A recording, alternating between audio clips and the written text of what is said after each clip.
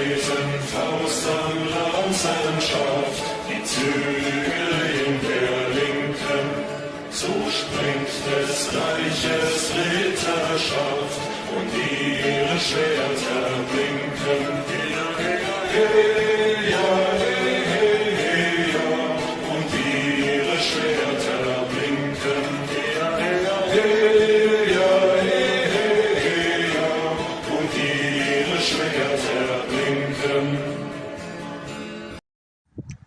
Hello and welcome to Lex Rodney Lecture Denny. I am Kenny and I am back with, I guess, a follow-up to my last video because I had talked about, I was trying to talk about Advent and it ended up being a talk about debating with Protestants, and it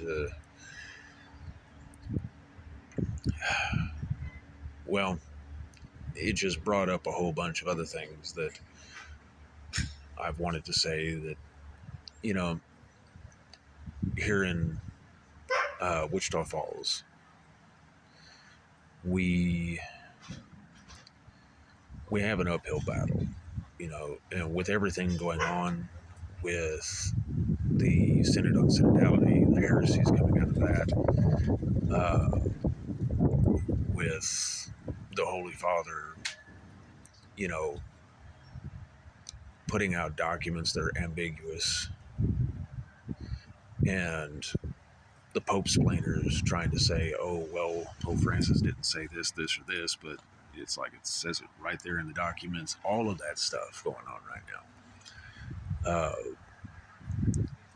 The blessings of sodomites, the blessings of invalid marriages or unmarried couples.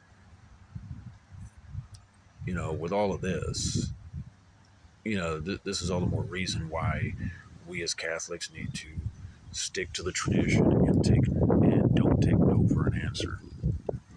And yeah, we're going to get called schismatic. We're going to get called, all kinds of ugly names. We're against the Pope. We're this, we're that. And these things are going to happen when you try to follow tradition, especially whenever all of the clergy are basically pulling a Arian crisis 2.0. I mean, we're pretty much there.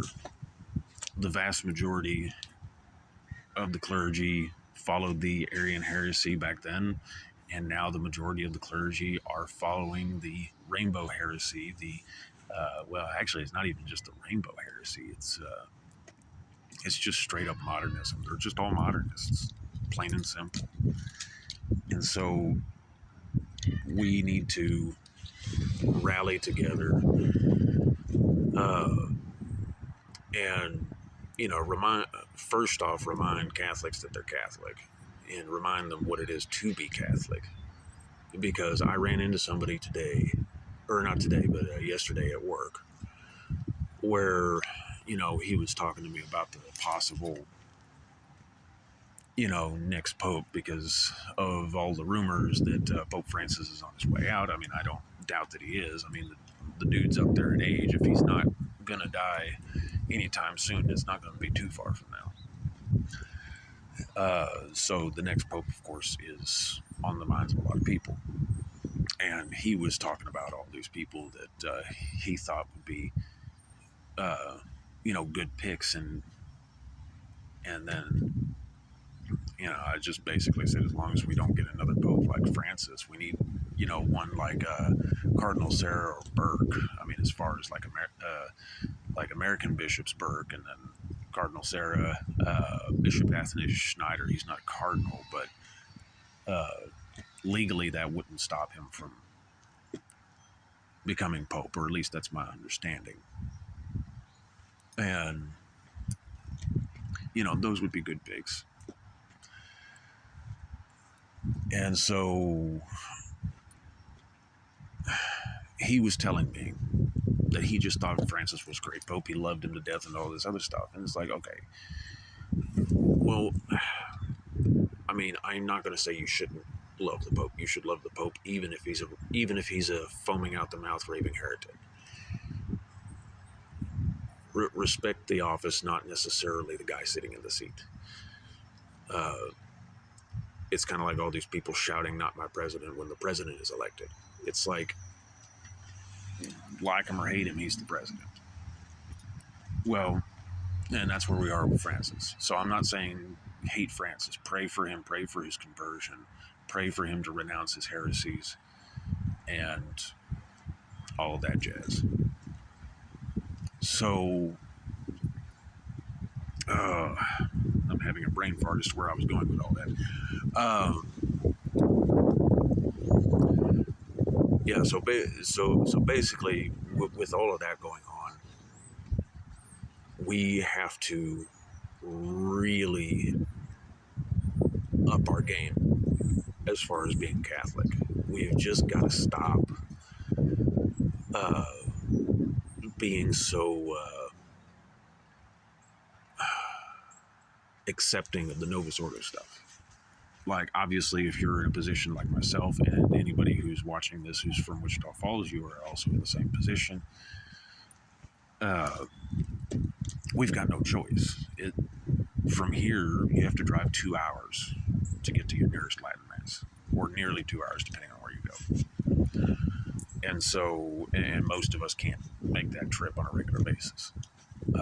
I really can't make that trip on a regular basis because I'm having car issues, so I cannot drive long distances for a while. So we do have to up our game. Don't make any compromises with the new religion of the Novus Ordo. And clarification, I'm not saying that if you go to a Novus Ordo parish, that means you're not Catholic. I'm not saying that at all. But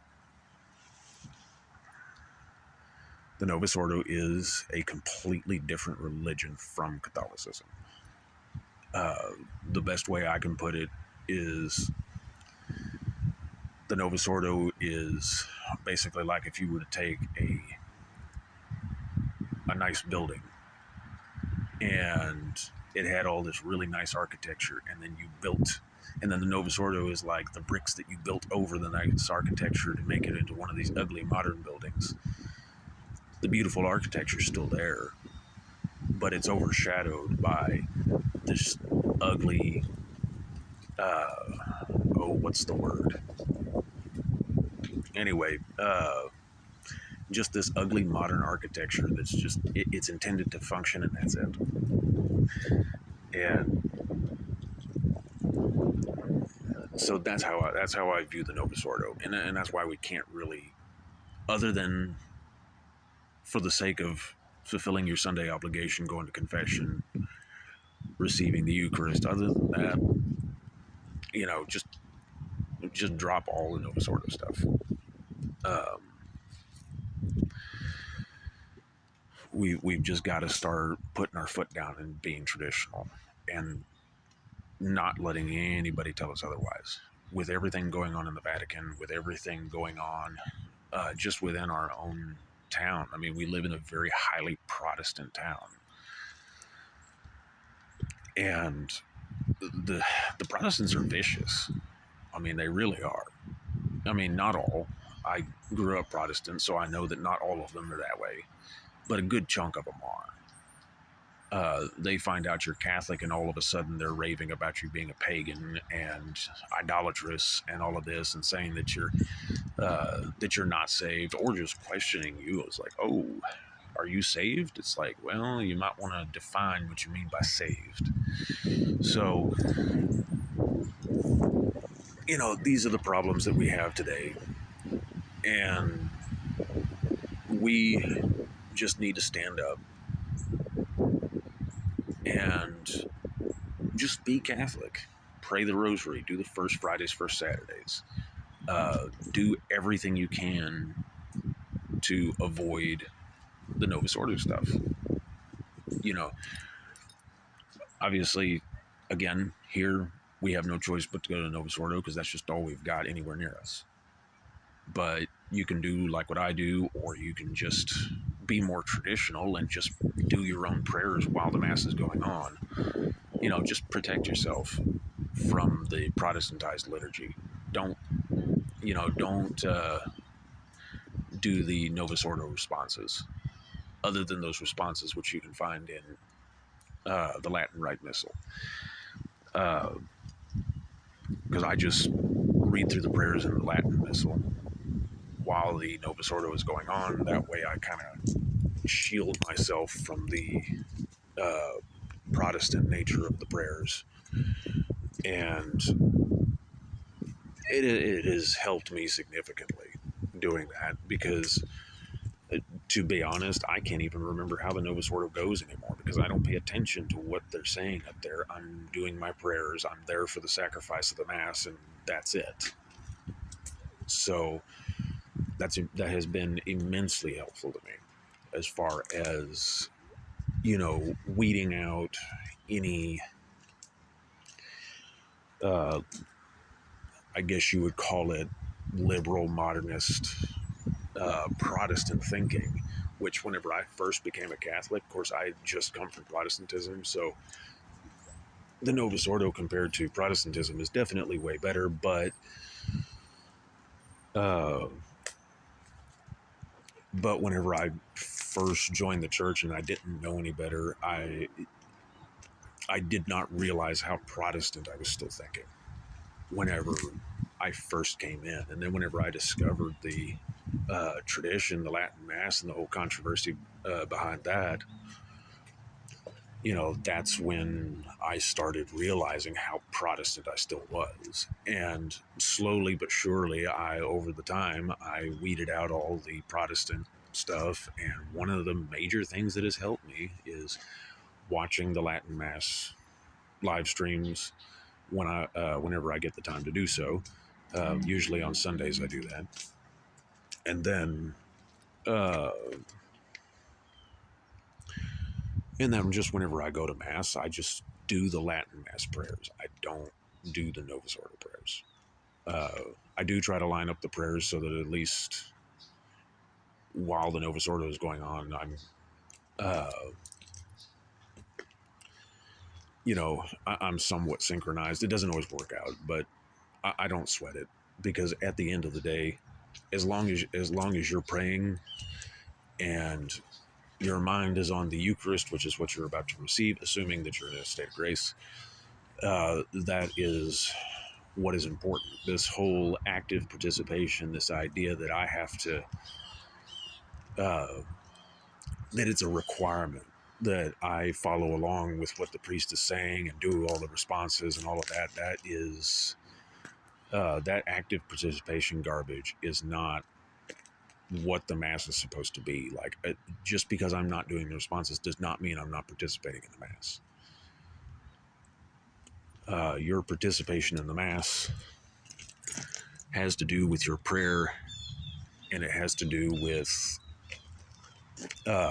your being present at the sacrifice. You offer up your prayers with the priest who is praying at the altar for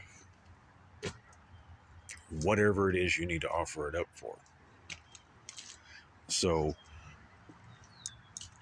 I mean, that is the basics of what I've got to say on that. But back to the Protestant thing. I mean, we have got to, and I'm actually thinking about doing this, taking all the arguments, especially the ones I've had lately, and kind of just write down in like a little notebook and just have different categories: Mary, prayer to saints, Eucharist, Pope, salvation in the Catholic Church alone, Bible alone, those kinds of things. Have those categories in a notebook,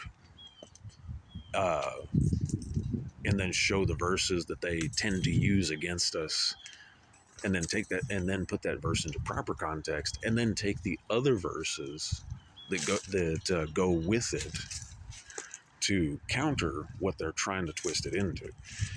Because that's one of the things that most people have to realize when they're talking to Protestants, is that they will take one verse out of the Bible and create their entire theology on that. And they'll just totally ignore other verses that you have to bear in mind when you're reading the other verse. So, like, for example, all of the Bible alone argument. This is the most recent one, that's why I'm bringing it up. You can't read the part in Scripture where it says all Scripture is God breathed and profitable for teaching and instruction. And, because if you read that alone, then yeah, you do kind of get the idea of Bible alone. But when you read it in context with the rest of Scripture, the church is the pillar and foundation of the truth. It's like, okay, well, obviously it's not Scripture alone. So it is Scripture plus tradition, which they also do say in Scripture. That we're supposed to follow the traditions, both written in epistle and spoken or oral, depending on which translation you use. And so,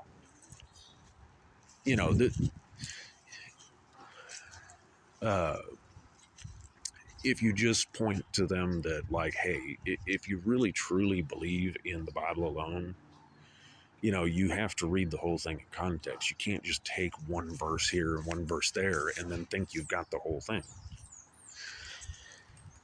You have to put it all together, because the context of Scripture is in the whole, not in like a single verse. And so I think if we can all get good at that, and then,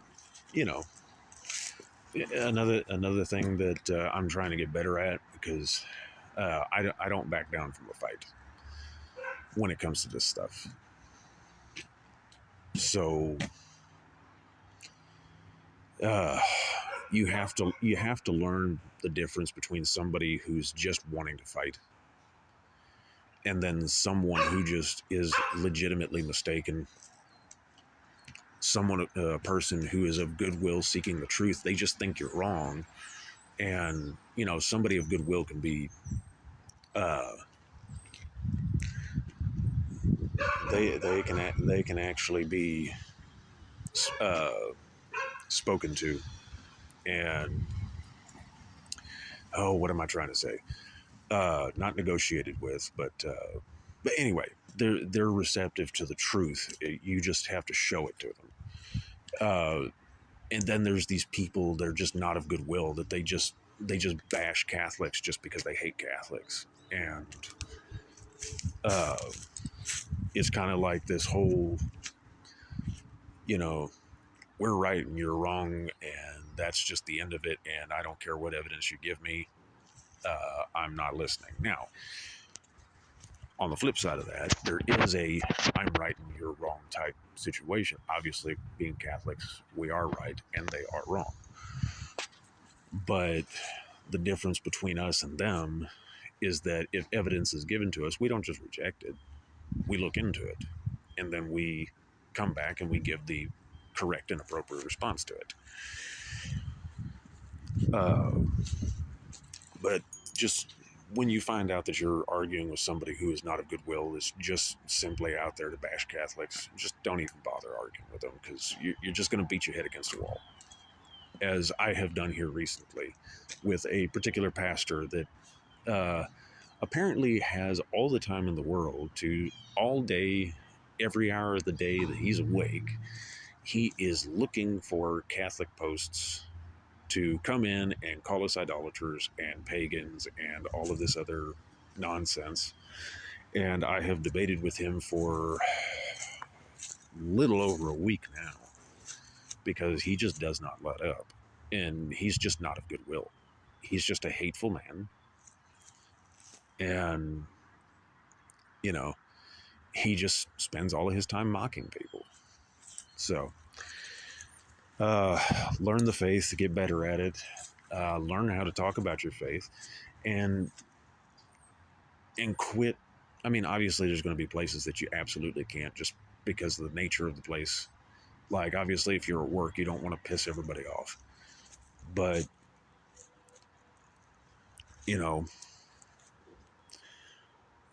you cannot go through life thinking that this is when we talk about God and this is when we just, be worldly.